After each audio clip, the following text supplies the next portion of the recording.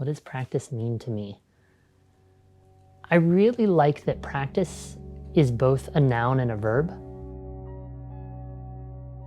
People talk about practicing a religion or a meditative practice or a yoga practice.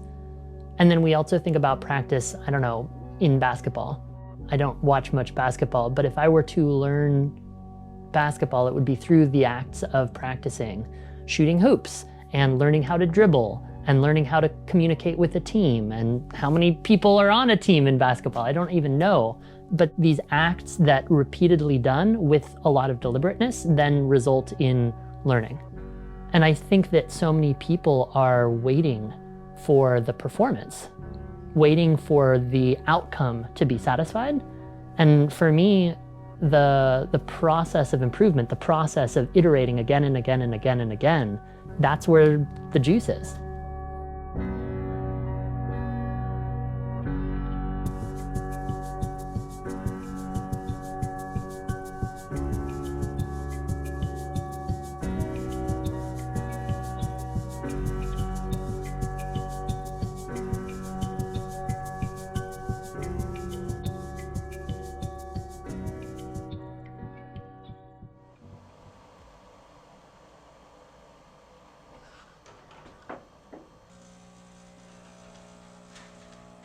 I spend my life practicing in 3 areas: entrepreneurship, movement, and self-awareness.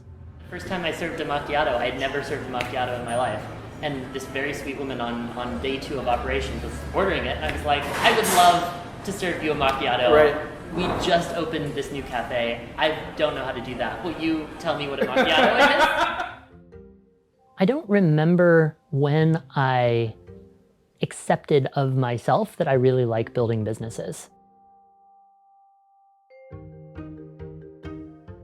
It's been interesting in the last decade or so to see the rise of this word entrepreneur, because I've never held myself out as I'm an entrepreneur. But when I look back on my patterns over time, I've always been hustling. I've always been building. I've often been building businesses where people that I care for can work together towards a common cause.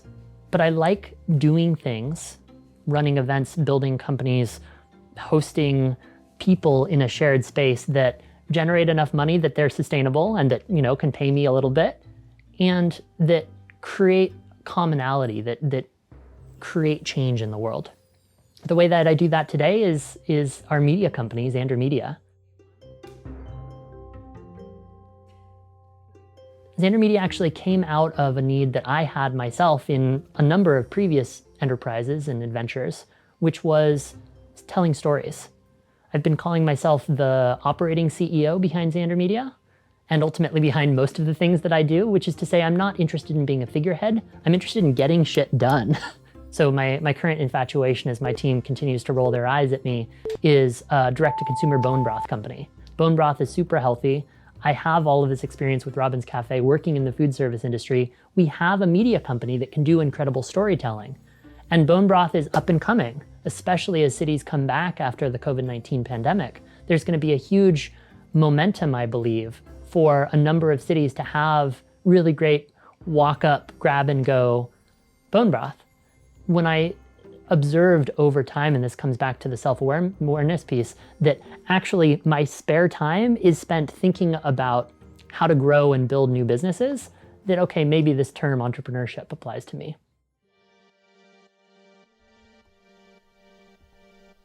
Growing up, there was this unspoken rule that you had to have a physical practice. So my dad ran marathons, my mom and my sister ran half marathons, and I, as like an 8-year-old, just struggled to keep up.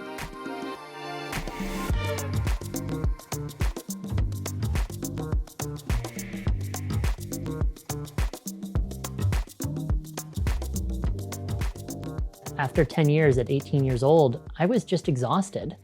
The runner's high had long since evaporated, and all that was really left was slog, was my coach telling me to go harder, to push more, and I was a fast runner. I think the fastest 3-mile I ever ran was 15 minutes, 3 consecutive 5-minute miles, and I hated it. And so I walked off the cross-country team as a varsity senior cross-country runner at 18, and opened up a phone book and discovered gymnastics.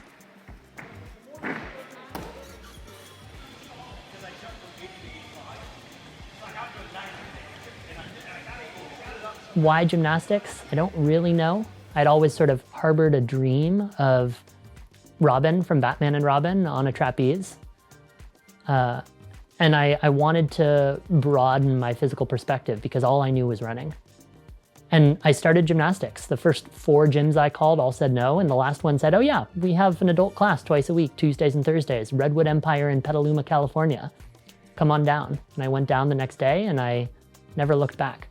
And it opened up a world for me of capoeira and breakdancing and trapeze and fencing and rock climbing and juggling and a myriad of things. In a lot of ways, my everything I do is shaped by and is built upon the foundation of my physical practice. And I don't strive for aesthetic. I'm not trying to develop a six-pack, not trying to get big biceps or to lose weight. It's the learning that happens within movement that informs and stabilizes everything else that I do. These days, my physical practice is handstands, and we're in the redwoods. I run most days. I have a home gym that I've built out over the COVID-19 era. I sauna and I cold plunge. I've recently gone deep into the land of breathing training, breath training, which is something that I have looked at side-eyed for years, but have really discovered a lot of kind of incredible highs equivalent to the early days of running, of a runner's high from breathing and breath hold work. So a varied practice consisting of all of these different elements that provide a foundation, again, for everything else that I do.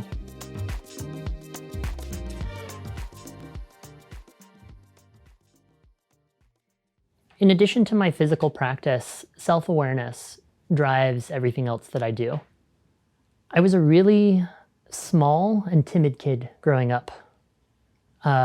This was in the 90s and in the late 80s, before we really had the word, or at least before I had the word bullying. But I remember vividly someone taking a basketball and saying, hey, catch, in 3rd grade from a couple of feet away and throwing it deliberately into my face and breaking my nose. And I woke up a couple of seconds later with a concussion and a bloody nose on the concrete. When that started to change in high school and then later in college, there was such a sense of never again. And what can I do to help others who've gone through something similar or who could avoid something similar in their own future? And I think it started from I want not that. How do I create internally the sense of strength and not aggression, because aggression was a curse word. Violence was a curse word. I was the runner. I would run away from the aggression and from the violence. But to be happy in myself, to be stable or calm in myself no matter what was going on outside, because I couldn't control the bullying and I could only to a certain extent run away from it. But that sense of fear, that sense of helplessness was something that I was determined to overcome. And it's evolved a lot since then. I wanted to develop a healthier relationship with my parents. And I've always been close with my family, but I wanted to overcome the hurdles that I had with them growing up and not adopt the patterns of theirs that I didn't like. When I started having employees, I wanted to show up kindly with my people and not angrily. I remember in the earliest days of Robin's Cafe, walking through the glass double doors and seeing a banana peel on the floor and just my blood boiling that my employees hadn't cleaned up and that a customer might slip and fall and get hurt. And realizing that actually to create the environment that I wanted to be at the cafe, I couldn't show up angrily.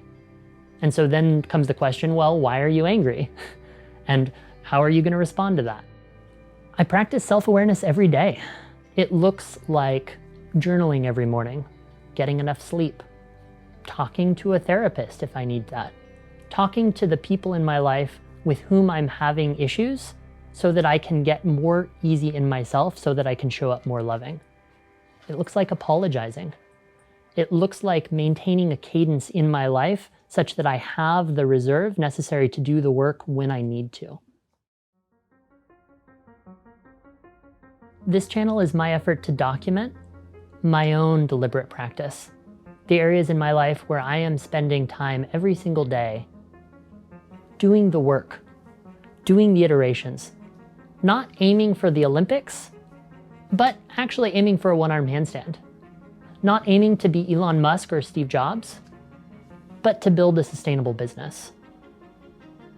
I'm not striving for perfection. I'm striving every single day to do my work necessary to make a better life for me, for those I work for my clients, and for those that I love. So this channel is documenting that journey, saying this is who I am today. These are some of the challenges, these are some of the obstacles, and these are some of the opportunities I see.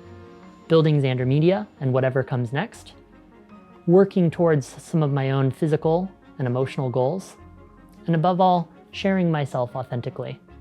This is who I am today. This is what I am trying to do. And I hope you'll join me for the ride.